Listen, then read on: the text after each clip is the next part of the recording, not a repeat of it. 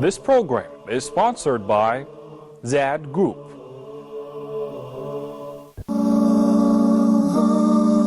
Allah is my heart's speech. Your mercy is what I beseech. Keep in my heart your remembrance, and in your deen allow me to advance.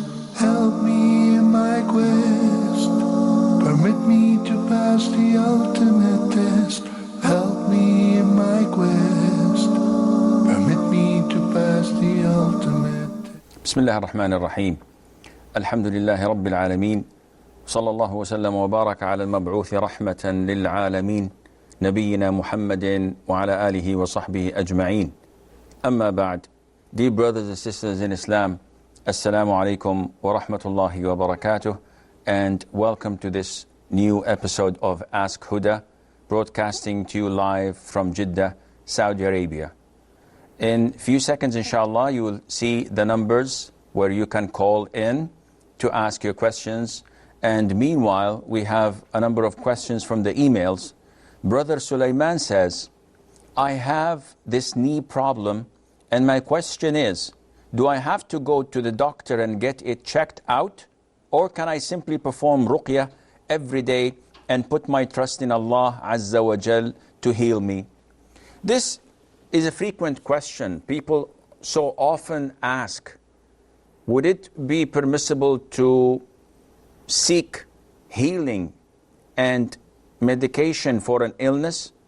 Or is it best to have full trust in Allah Azza wa Jal and dependence on Him? The issue is that the question itself is not realistic. It is like someone saying that, is it permissible when I get hungry that I eat, or should I have full trust and dependence on Allah Azza wa Jal? Akhi, there's no contradiction. Part of your dependence and reliance on Allah Azza wa Jal is to go and fetch food and eat it.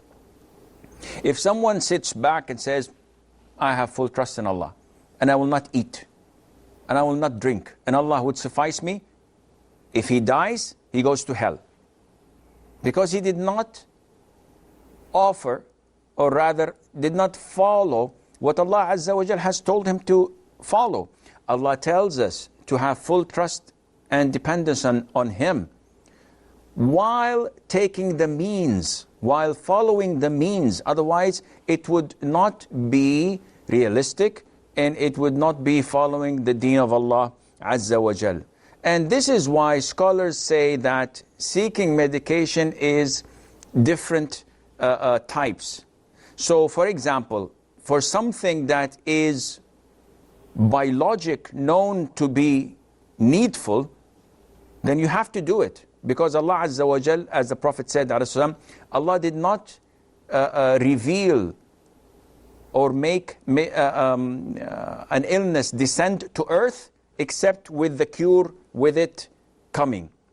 So, servants of Allah, seek medication, seek healing. So if someone has a deep cut in his arm and he's bleeding extensively, and he says, no, I'll have trust in Allah Azza wa Jal, and he bleeds to death, he goes to hell. He has to seek a medical attention and help so that he would be cured from his illness. There are illnesses that are not so hopeful in getting it cured. For example, someone in his latest stages of cancer, and they say you have to go chemotherapy, you have to go radiation, you have to do this and that, and the chances are 9 to 1. Most likely it's not going to work. But in this case, we say no. As long as it's psychologically bad for you and the hopes are not so high, in this case, akhi, forget it. Have trust in Allah, make ruqyah, trust Allah Azza wa Jal, and Allah Azza wa Jal would make it turn to the best. But if it's 50-50, in this case, it's permissible for you to choose whatever means you want. Jamil from Nigeria. Assalamu alaikum. Wa alaikum assalam wa rahmatullah. Yes, Sheikh. I have two questions, please. Yes, akhi. Yes. The first question is regarding combining the prayer during a journey, the Qasr prayer. Okay. One is on a journey and he stops to combine Maghrib and Isha prayer. But by the time he reaches his home, he finds out that they are just about to pray Isha, or they have started praying Isha. So, but he had already combined it during the journey. So will he be expected to perform the Isha prayer now, or the one he performed while he was on the journey is okay? Second question. That's the first question. The second question, regarding a doctor who gives treatment to a patient with the intention of healing the patient or curing an illness, but the patient now dies, and maybe later it is discovered that that medication was done in error and may have caused the death of the patient. Will this now mean that the judgment of killing a person by mistake applies, or is it not possible here? Okay. I will answer you, inshallah. Faisal from Saudi Arabia. Assalamu alaikum, Sheikh. Salamullah. Sheikh, I'm Dr. Faisal from Abha. Hayyak Allah, akhi. I think we know each other. Yes, akhi. What can I do for you? Sheikh, I have one question. Like, we have different maslaks. Like, we have Shafis, we have Hanafi, we have Shias, we have Sunnis. There are so many, nowadays, especially because of the media, like, you get confused whom to follow. You got my point? Like, nobody knows who is right and who is wrong. Everybody is interpreting Quran in their own way, Hadith in their own way. So what should we do to follow it rightly? Okay. Any more questions, Dr. Faisal? No, shukran. Hayyak Allah, akhi. Ahlan wa sahlan.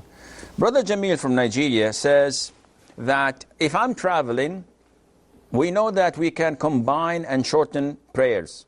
Combine Maghrib and Isha while praying Isha 2 rak'ahs, Maghrib 3 rak'ahs. Combining Dhuhr and Asr while praying each 2-2. That is it. Fajr cannot be combined. So he says that assuming that I am heading back to my home and on the way Maghrib is due. So I pray 3 rak'ah Maghrib and I pray to it, combined to it, Isha 2 rak'ahs. While knowing that I will be arriving maybe before the adhan of Isha, maybe after the adhan of Isha. Meaning I can pray Isha on time in my hometown. But I decided to combine. Is there any problem? No problem at all, akhi. Even if you know that you will arrive before the iqamah for Isha prayer in your hometown, you are permitted to combine Isha to Maghrib because you're still traveling, and you're combined to shorten it because you're still traveling. And once you reach your hometown, hide from the people in your home so that they would not doubt you in a bad sense, and you don't have to pray it again, alhamdulillah. His second question was about a doctor. And the doctor gives medication to a patient and the patient dies. And then they discover that the reason of the death of the patient was the wrong diagnosis, maybe, the wrong medication, maybe, side effects, maybe, Allah knows why, but the patient dies. So is the doctor accountable? If the doctor is a professional and it was investigated and it was found that he followed all the norms and he worked by the book and he prescribed what is usually known to be a cure for that illness, and he didn't do anything by mistake, everything was according to the book, I believe that he is exempted from any accountability, because the judge who would look into the case, who would say that the doctor did not do anything wrong. The doctor prescribed water to the patient drank the water and he died. So it is not the mistake of the doctor. The doctor did his homework and he did everything according to the book, and he's knowledgeable. So it seems that he has no influence and no accountability. However, if the doctor did not do so, or made the wrong judgment and gave the wrong medication, in this case it would be considered as qatl khata. It is murder by mistake. I don't know if they call it murder of the second degree maybe, or the third degree. So it wasn't intended. And it wasn't during a fight, because there are three types of killing. One is killing by mistake. I'm driving and someone runs in front of me and I kill him. I'm sleeping and my child is next to me and I overturn and the child suffocates and dies. I was asleep. So this is killing by mistake. There's a killing which is first degree, but it's not first degree. So it is semi-intentional, but not fully intentional. And this is like I'm fighting with someone and I slap him on the face and he dies. Or I throw a rope at him, not a stone or a sword or an arrow. I throw a rope and the rope hits him and he dies. So this is during a fight, it's semi-intentional. And there is the intentional killing, which is shooting someone. So these are three different types of killing. The doctor who ends up giving the wrong medication and the person dies is considered to be from the first category, which is killing by mistake, and Allah knows best. We have Huda from the Emirates. Hello, assalamu alaikum, Sheikh. Salamullah. I want to ask you, because somebody told me, if after finishing prayer, we make dua, then we can rub on the face when we open our hands to dua. They told me it's not allowed to rub over face and body. Is it correct? Okay, I will answer you. Any more questions, Huda? Shukran jazilan. وإياكم. Amira from the Philippines. Amira? Yes, Sheikh. Salam alaikum. Salamtullah. Mute your television and listen to me from the phone, please. Oh, okay, okay, Sheikh. Yes, what's your question?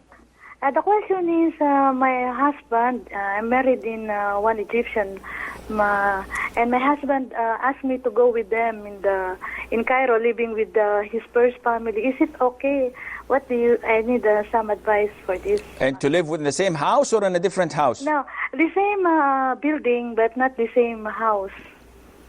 Is it okay? Because I'm just confused. Is it okay in this way? Because this is my first married, and lots of my friends say I don't want, and please don't go with them. What do you advise for me, Sheikh?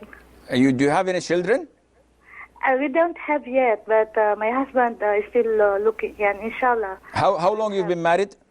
I've been married since 2 years ago. And you're the second wife? Yes, I'm the second wife. Okay, I will answer you, inshallah. Inshallah, Sheikh, inshallah. Okay. Rihan from Qatar? Yes. Hello, good evening, Sheikh. Good evening. Assalamu alaikum wa rahmatullahi wa barakatuh. Wa alaikum assalam wa rahmatullahi wa barakatuh. Mr. Aslam Hakim, I have a question regarding the changing of the name after marriage. Like, I have been married recently and I added my last name to my wife's name. So she's maintaining her name, which is Khan, but I added my last name. I did not know earlier that it was not permissible to change the wife's last name in Islam. Now, is it necessary for me to remove my name, my last name, and she has her whole name, or is it okay? Because I have maintained her name, but I have also added my last name to her present name. And in the passport it says that this is her family name or your family name? It was her family name, which was complete, but then I added my last name to her family name. So in the passport it says family name Khan / Yes, it was Khan. It was say Huda Khan. So I added my name, like my last name is Hakim. So it's become Huda Khan Hakim. So is this permissible? Okay, I will answer you, inshallah. Maryam from the Emirates. Assalamu alaikum, Sheikh. Salamullah. Yes, I have a question. My husband divorced me because his parents want to marry him to a girl from the country. We are living 6 years. We're really living a good life. We don't have big fights. And even him, he did not tell me that he wants to divorce me. When he went for vacation to their country, his parents trapped him with this girl, and now they forced him to divorce me. Is it a kind of oppression in my part or something like that? Did he divorce you or not yet? He already had divorced me because he cannot come back here in Dubai anymore. Okay, I will answer you, inshallah. Thank you very much, Sheikh. You're welcome. Jamil's second question, we've answered that. Faisal from Saudi Arabia, he says that we have a problem because of different maslak. And he mentioned Shafi'i, Hanafi, Hanbali, and Shia. Akhi, there is a big difference between different schools of thought among the Sunnis and different deviant cults and sects like Shia, Qadianis, and so like. So don't combine them. Your question was about the different schools of thought. Which one to choose? And a layman is being confused, especially with the media. Akhi, the issue itself is not something new. This goes back centuries in our history. And the essence of it, the solution for it, is mentioned in the Quran and the Sunnah. Allah tells us, وَإِن تَنَازَعْتُمْ فِي شَيْءٍ فَرُدُّوهُ إِلَى اللَّهِ وَالرَّسُولِ. Whenever you have a dispute among you, then return it back to Allah and to His Messenger. Return it back to Allah, meaning to the Quran, as the scholars say. To His Messenger, that is to His Sunnah, sallallahu alayhi wa sallam. So whenever there's a dispute among the scholars, you have to refer it back to the Quran and the Sunnah. The issue is that as a layman, I'm unable to do that. I am not able to look into the different researches of a neurosurgeon to determine whether my surgeon is taking the right approach or not. He says I have to operate. I say, khas, go ahead. I would not say, no, this procedure is wrong. In Hopkins Hospital, it says so. This is not possible. I'm a layman. Likewise, when it comes to Sharia. So what to do? Scholars say that if you're a layman in Sharia, choose one imam, choose one scholar that you follow in everything he says. And you, in a sense, blind follow him. Because you don't have the means to cross-examine whatever he says with the Quran and the Sunnah. If you have, then you're a student of knowledge and you would not find this confusion. But the problem is that you do not have or possess the means to do so. Therefore, choose one sheikh, one imam, one alim, and follow him in whatever he says, providing that you trust his religion, you trust his religious commitment, you trust his righteousness, and that he fears Allah and that he's knowledgeable. He has to be knowledgeable, not any Tom, Dick, or Harry that comes on TV screens like me and says things and you, khalas. No, you should look for a real scholar, a real alim, a knowledgeable person, not like those who appear on TV screens, and Allah Azza wa Jal knows best. Shifa from Saudi. Assalamu alaikum. Assalamualaikum. How are you, Sheikh? I am fine, Jazakallah khair. Basically, I'm a university student, and I opted for a part-time job. It's home-based. I don't have to go out. It's just at home. And in this job, I have to call those people who have subscribed the TV channel of my company and have to check if they want to renew the channel or not. So I just want to know whether it is allowed religiously to do this type of job, because as we know, there are many good and bad things which TV channels show. And what is the majority of what is shown on these TV channels? The up-to-date movies, news, okay, stuff like that. I will answer you, inshallah. Thank you. You're quite welcome. Shamim from Saudi. Assalamu alaikum wa rahmatullahi wa barakatuh, ya Sheikh al-Muhtaram. Wa alayka assalam wa rahmatullahi wa barakatuh, Shamim Bhai. How are you, Sheikh Hassan? I'm fine, Jazakallah khair for asking, akhi.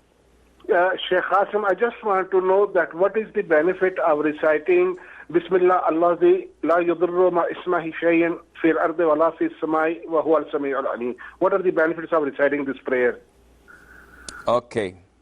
Any more? Thank you very much. Wassalamu alaikum wa rahmatullahi wa barakatuh. Wa alaikum assalam wa rahmatullahi wa barakatuh. Faisal, we've asked Dr. Faisal. Huda from the Emirates, she says that it's a normal practice that after Salat we raise our hands and we make dua and then we wipe our hands on our bodies. Is this permissible? Someone said that this is not permissible. This is correct. This is not permissible. It is an innovation. Ibn Abdul Barr said that only the ignorance would do this after Salat, where we come from. And he was one of the great scholars of Islam. So, wiping the face, there is no authentic hadith to back it up. It's a very weak hadith. And doing that over your body is a clear innovation. You should not do that or follow it at all. Victoria from Saudi Arabia.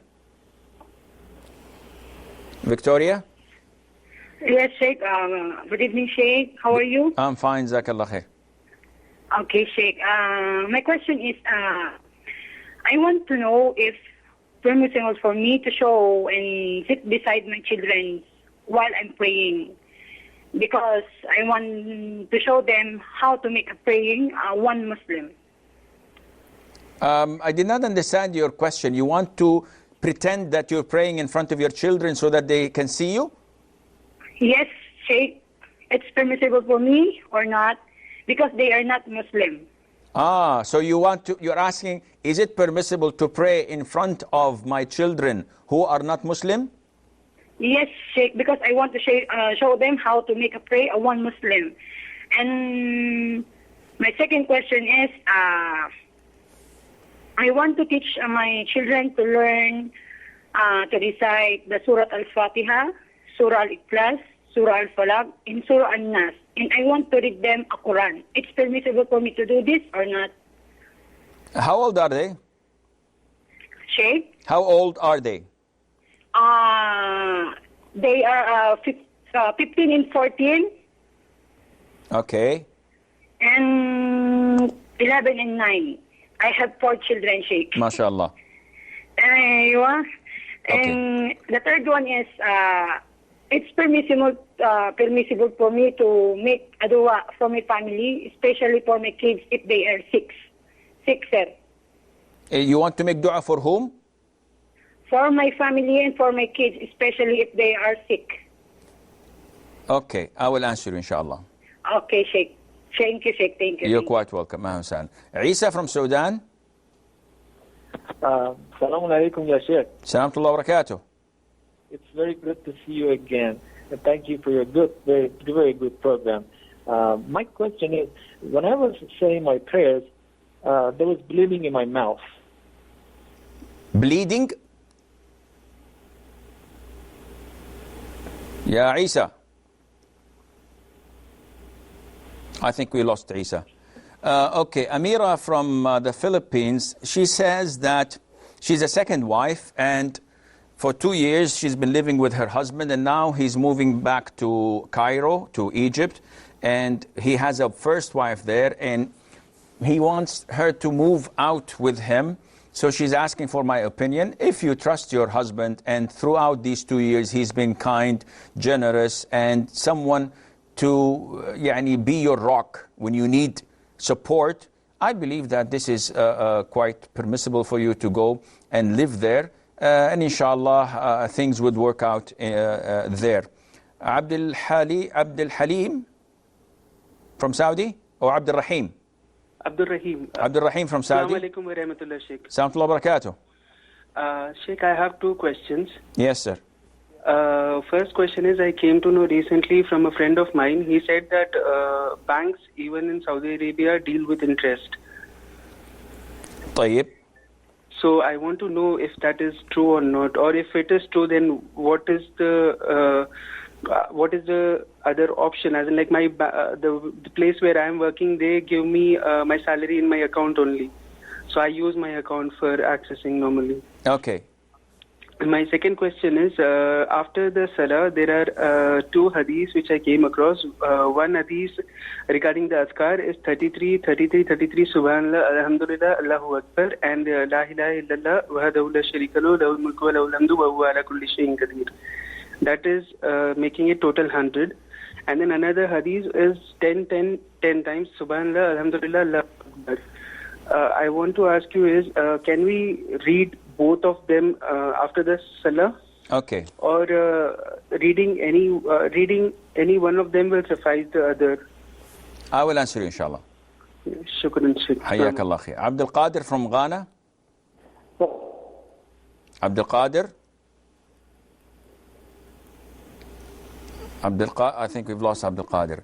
Rihan says from Qatar that he knows that the prohibition of changing the name of an individual, and where the Prophet said alayhi salatu wasalam, that Allah Azza wa Jal would curse those who are named after people other than their parents. And we've said and mentioned so many times that it is not permissible to change the family name of your wife, or she would be called after you. Now he says, my wife's name is exactly as it is. So it is Huda, the daughter of Abdullah, the family name is Khan. But I added Hakim to the end, which is my family name.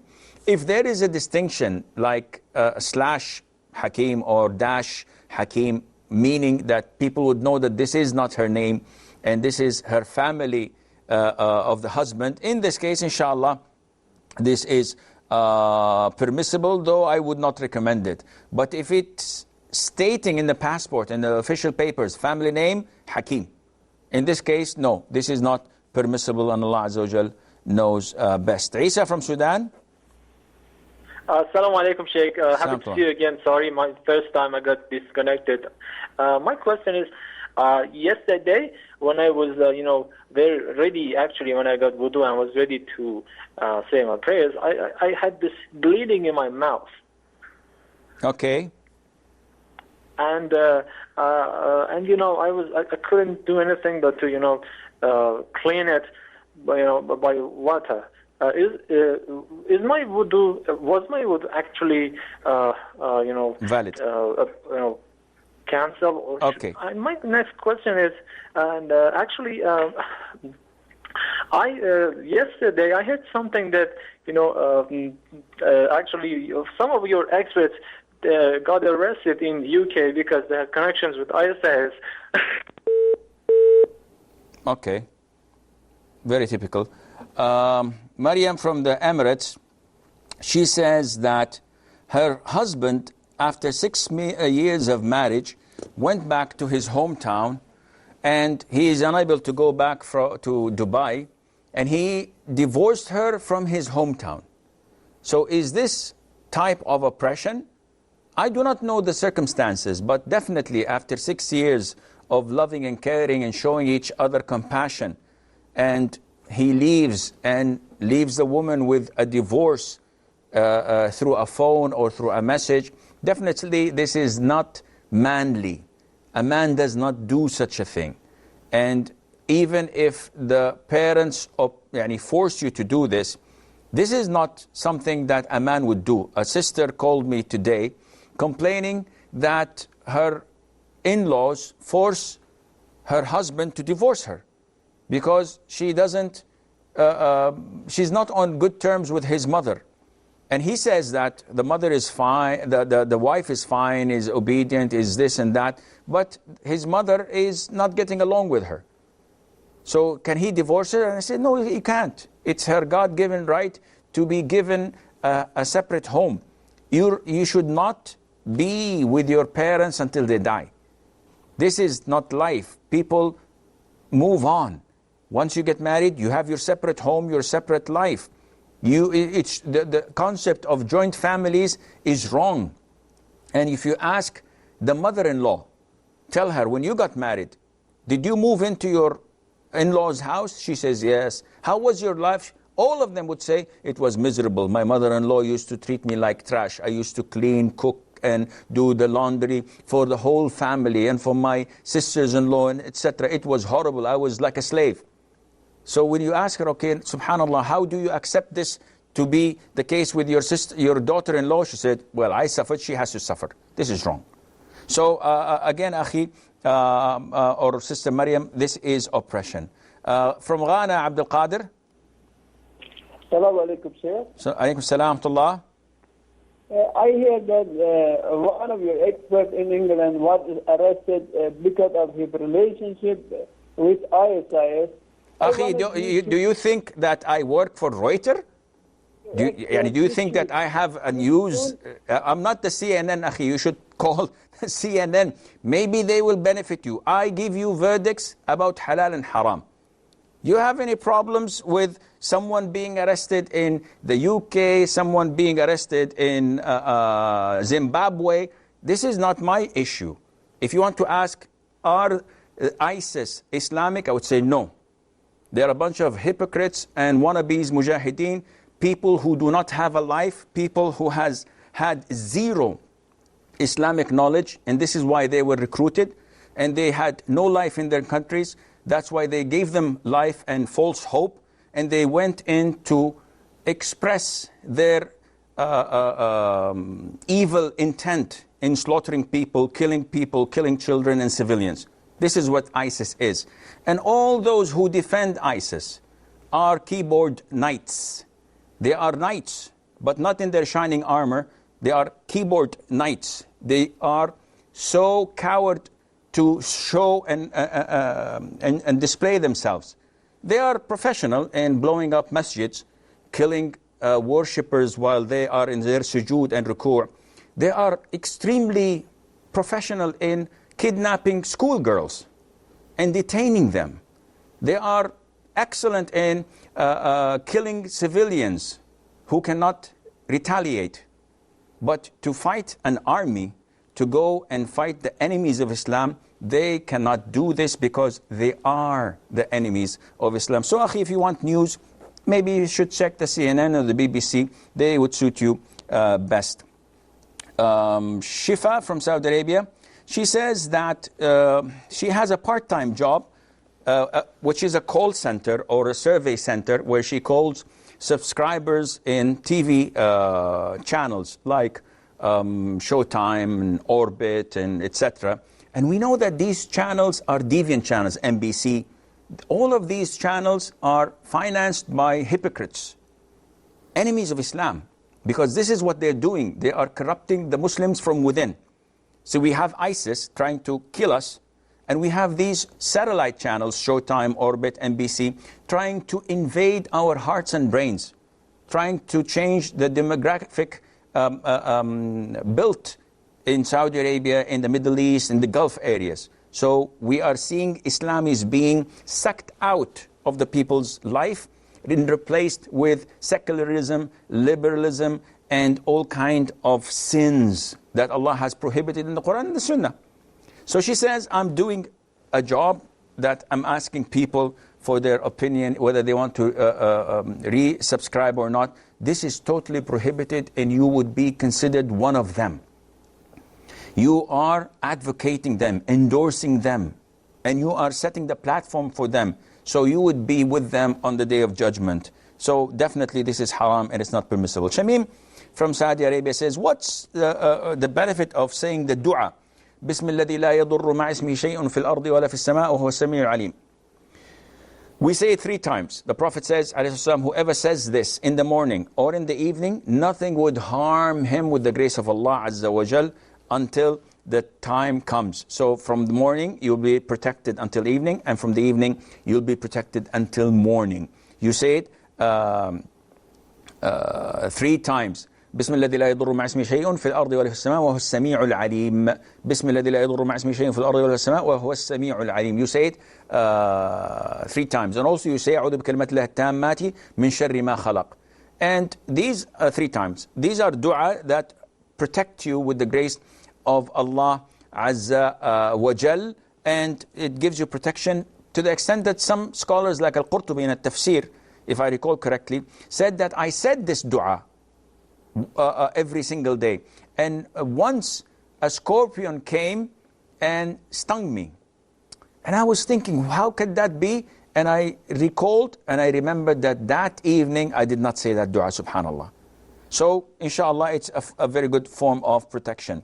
Victoria from Saudi Arabia, she says, can I pray in front of my non-Muslim children to teach them, and not only that, to encourage them to see what Islam is about and the salat? The answer is definitely yes, this is permissible. They are non-Muslims. Can I teach them how to recite the Quran in the last 3 chapters of the Quran? No problem in that. Can they touch the Quran in Arabic version? No, they can't. The translation of the meaning of the Quran? No problem in that. They can touch it and they can read it, inshallah. Third question for Victoria. Can I make dua for my children, for my family members who are not Muslim? When they are sick, the answer is yes. You can make dua for any sick person, even if they were not Muslim, even if they were not family members. What is prohibited for us to make dua is for them to be saved from hellfire or Allah to have mercy on them. We cannot ask Allah for these two. But we can ask Allah to bless their children, to bless their trade, to bless their health, to regain or to restore their health back again. And Allah knows best. We have Muhammad from Oman. Yes, sir. I wanted to know when is the right time to make supplication. Is it within the salah during ruku, as some people say, or can I do it after salah, after salah? And in making supplication, can I do it in a language that I know best? Okay, any more questions? No, thanks, sir. Okay, you're welcome. Abdul Rahim from Saudi Arabia, he says that, what's the ruling on banks in Saudi Arabia and interest? Akhi, the banks in Saudi Arabia are 2 types. We have interest-based banks, meaning that they deal in riba. You give them 100,000, they give you interest, fixed interest on that in their saving accounts or in their fixed deposit boxes. You borrow from them 100,000, they charge you 6%, 5%, 10%, depending on their percentage, and you have to pay that back to them. So this is clearly riba. This is a major sin. It is prohibited. All major scholars of the country say that it is prohibited. Not a single person comes and says it's halal. It's a sin. There are banks that are halal, and they are Islamic banks, such as the Bank of Al-Rajhi, Al-Bilad Bank, Al-Inma Bank, Al-Jazeera Bank, and others. So these banks, it is permissible to deal with them and to have Islamic transaction with. Now, your question was regarding your salary, because your salary is being deposited in your bank account, and you have to open a bank account. There is no problem in that.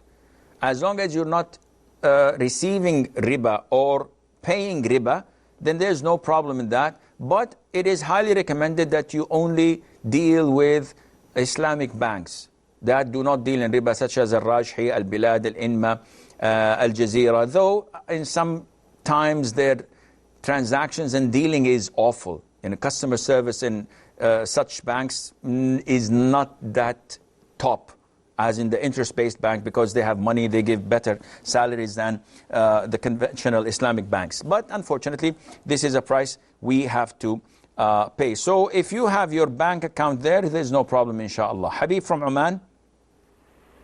Assalamu alaikum, Sheikh. Salamullah. My question is, when to say the takbir for the Eid al-Adha prayers, on the day of Eid al-Adha, and after that it is. And also in the masjid, they after the first prayer, they say that takbir in unison, whether this is allowed or not. This is my first question. Before the fard or after the fard? After the fard, we, in all the masjids, after the fard, after giving the salam, the imam says the takbir, and then everyone follows him. Okay. Second question? Second question is, Sheikh, while coming back from ruku', while going to ruku', my back is not straight. People have pointed that your back is slightly bent. Whether this will, and I'm trying to make it straight, whether this will affect the validity of the salah or not, or it will lessen out the reward. When is that? When is that, Habib? While going from standing position to ruku'. So they mean that when you are reaching the ruku', your back is not straight. It is a little bit bent? Yeah, yeah. Okay. My back is not straight. I will answer you inshallah. Okay, shukran. حياك الله أخي. Okay, Isa's second hadith, we know that part of the adhkar of salat is to say Subhanallah 33, Alhamdulillah 33, Allahu Akbar 33, and to complete the 100 you say La ilaha illallah wahdahu la sharika lah, etc. And there is a one that says Allahu Akbar 34 times instead of 33. And there's a third version where you say Subhanallah 10, Alhamdulillah 10, Allahu Akbar 10, and that is it. So can we combine? The answer is no. You should say one or alternate these while in different fard. It's like the dua of istiftah, inauguration dua. Subhanakallahumma hamdik tabarak asmuk wa ta'ala jadduk wa la ilaha ghayrak. This is one. Allahumma ba'id bayni wa bayna khatayai, etc. This is two. So can we combine? The answer is no. The Prophet did not combine, so do each one at a time, and Allah knows best. Dawood from Saudi. Yes, hello. Yes, Dawood. Assalamu alaikum. Salamullah. I have a question, maybe two if we have time, but my main question is, one of my local masjids, they have a place next to it, next door to the building, that is housing for people from Sri Lanka and Bengali and, the workers here. And this masjid has about 5 stairs going into the masjid, and the workers leave their shoes all over the stairs, so it's a very dangerous situation. I know I pray in a chair because I have bad knees, and I'm afraid of slipping on these shoes and everything going in and out of the masjid. I went to the imam and I asked him, can you do anything about this? Can we talk to the people? And he says, it's the obligation of the people who are ignorant to come to the people with knowledge. And he said he's not willing to do anything unless they come to him. So what is your opinion on this? Okay, second question. There's a man, an Indian man that I've met in the masjid, and he doesn't grow a beard, and I've tried to encourage him to grow a beard.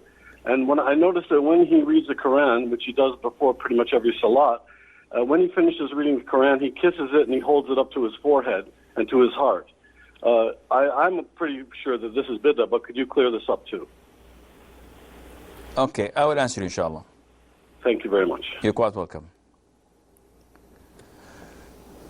Okay, we have Ahsan from Pakistan. Yes, assalamu alaikum, Sheikh. Salamullah. Okay, I have done my Hajj a couple of times. I'm going, inshallah, this year again. My mother has asked me to do this Hajj for her father, my grandfather, who died many years ago. He was wealthy, but he did not go for his Hajj.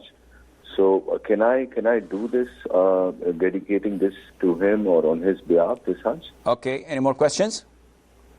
That's it. Okay, I will answer you, inshallah. Muhammad from Oman, he says, what is the best time for making dua in salat? The Prophet ﷺ told us about 2 places while you are praying. One is while you're prostrating in sujood.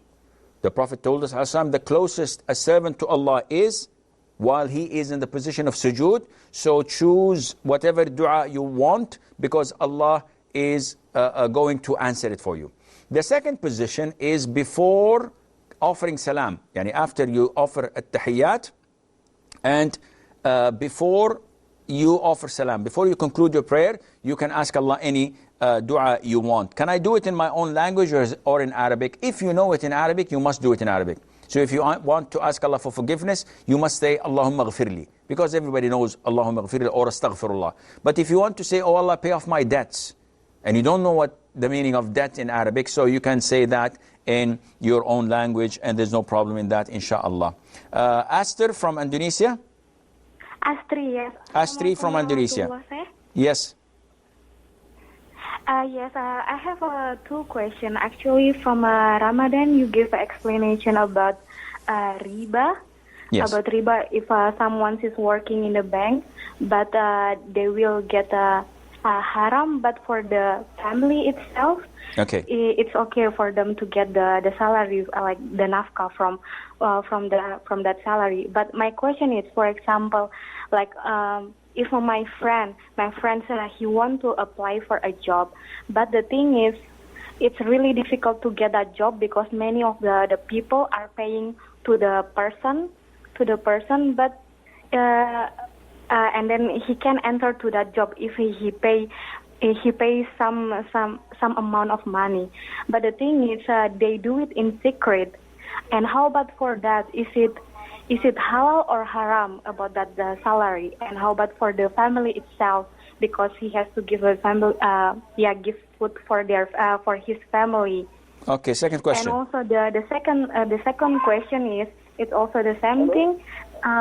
The second question is, how about if my friend, he didn't know that he didn't give any gift or any money to that person, but the thing is that person give money to the higher position to make my friend like entering the job. Is it halal or not? Because whether is it barokah or not, the salary that he gets from that job.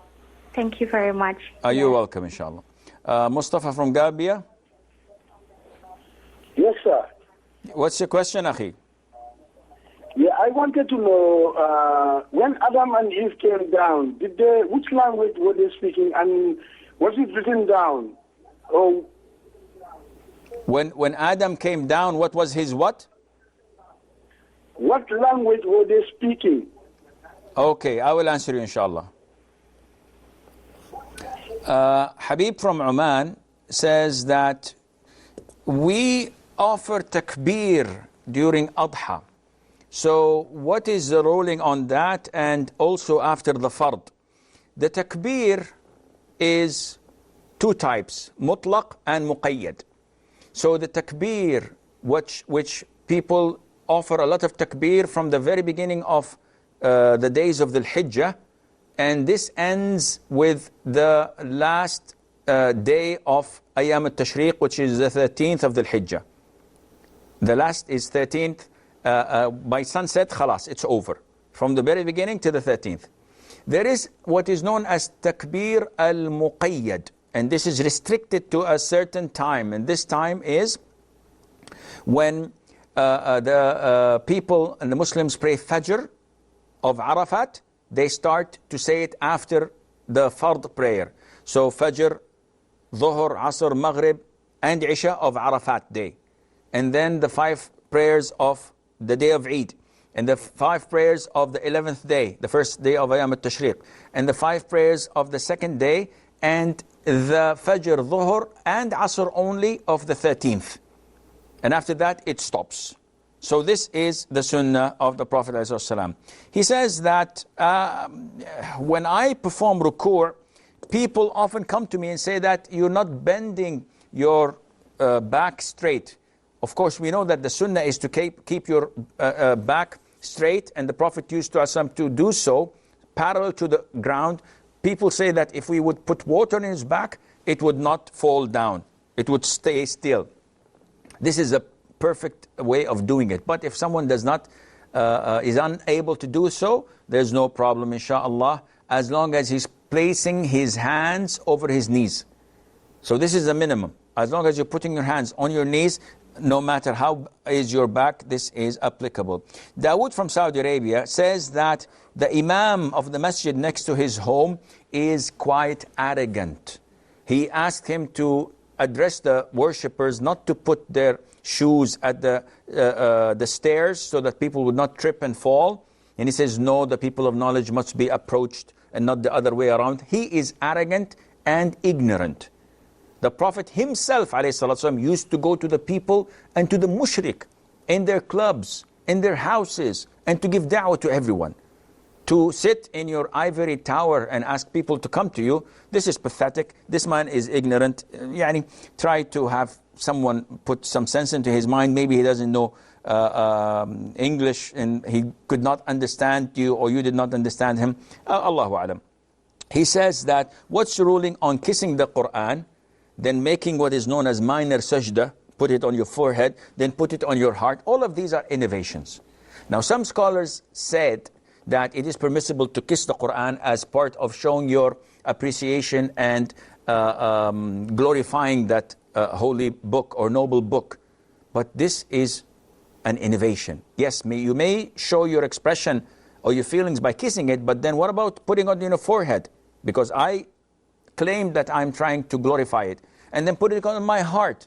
and then put it on my stomach. What is this? This is humiliating the Quran, even if you claim to be honoring it.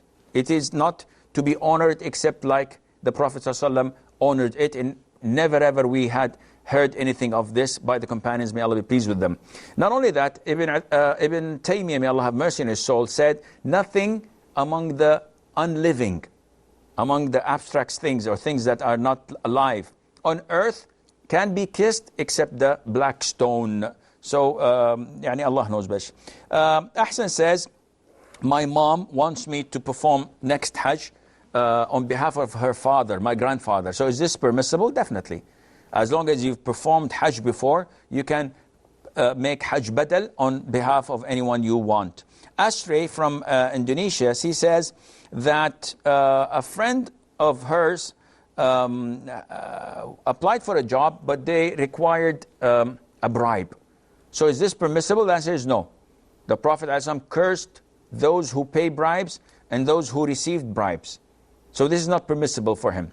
She says, what about the salary he gets afterwards? The salary, as long as the job is halal and he's doing his job to the expectations or more than that, then the salary is halal, but the means reaching that is haram. She says, okay, what about if it was not him to have paid it, it's someone else? Well, if it was with his consent, it's the same ruling. But if someone paid it without his knowledge and then he found out later on, he has no sin on him. The final question was, what is the language of Adam? I wasn't there when he descended from paradise. Secondly, we don't have any information telling us about that. And therefore, this knowledge would not benefit us. And we should not look into it. Definitely it wasn't Arabic, but whatever language he had, this doesn't add any value to us. I think we have few seconds left. Abdul Rahim says, Sheikh, if a pregnant woman starts the discharge water as a sign prior to delivery, can she observe salat or go to the masjid? The answer is yes. A woman who's pregnant, if she breaks water, she has to still pray. Though it is a little bit difficult, but she has to pray. The only time that she may stop praying is that when she breaks the water or she sees the bleeding that comes immediately before delivery. In that case, she has to stop prayer. Other than that, no, she has to continue praying. Jibril says, I'm aware that one should not speak words during khutbah on Friday. What's the ruling on repeating the adhan after the muadhin? There's no problem in that. In the first adhan or the second adhan, the imam is not speaking. So if the imam is not giving his sermon, it is totally permissible for you to speak to those in the masjid. So when the adhan is being said, you can repeat without any problem. His second question was, is it permissible to say Allahumma salli wa sallim ala Muhammad whenever the mentioning of his name is done by the imam verbally? The answer is no. You should not voice it. You should say it, but you should not speak it out. And a sister says that me and my family are searching for a match. Her sister loved or fell in love with a revert, and she is acting strangely. Her family is opposing that, so she is not in, she's in confusion. Should she stand with her family, or she should stand with her sister who is in love with that revert? You should stand with your family, because such a relationship is totally prohibited. If the father does not allow his daughter to marry this revert, the marriage is void, it is invalid, and it is considered to be zina. So you should side with your father, because there is no marriage accepted without that. And Tariq says, when you join salawat, when you join combined prayers, Maghrib to Isha or Dhuhr to Asr, do you pray the rawatib if you're traveling? The answer is no. The Prophet ﷺ, whenever he traveled, he did not pray the rawatib, the voluntary prayers of Dhuhr, 4 before Dhuhr or 2 afterwards, and he did not pray the rawatib after Maghrib and after Isha. So the sunnah is not to do so. And finally, Abu Safwan says, what is the ruling on purchasing soft drinks or any fizzy drinks from a bar or a restaurant which deals with alcohol, and someone wants only a normal drink. Akhi, buying a halal product from a shop that sells haram product is permissible, but you have to weigh the consequences. If you go to a shopping center or to a supermarket and you buy something halal, no problem. But if you enter a bar with all these, or a pub with all these people drunk around you, and you want a glass of milk or a Coke, no, this is not befitting for a Muslim to be there, because it's a place that is being cursed. But if there's no one, like in the time of the morning, and there's no other place that serves what you want to drink, and going there would not give you a bad image or a bad reputation, it is permissible, and Allah Azza wa Jal knows best. This is all the time we have. Until we meet next week, same time, I leave you fi amanillah. Wassalamu alaikum wa rahmatullahi wa barakatuh.